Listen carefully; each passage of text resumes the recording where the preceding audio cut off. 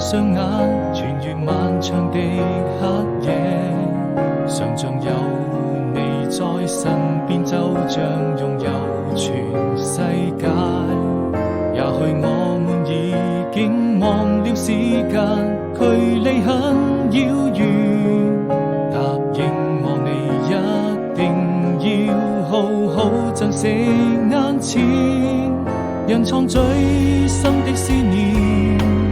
分開以後不需再見，每一天都是人片。那些愛過的人依然會出現。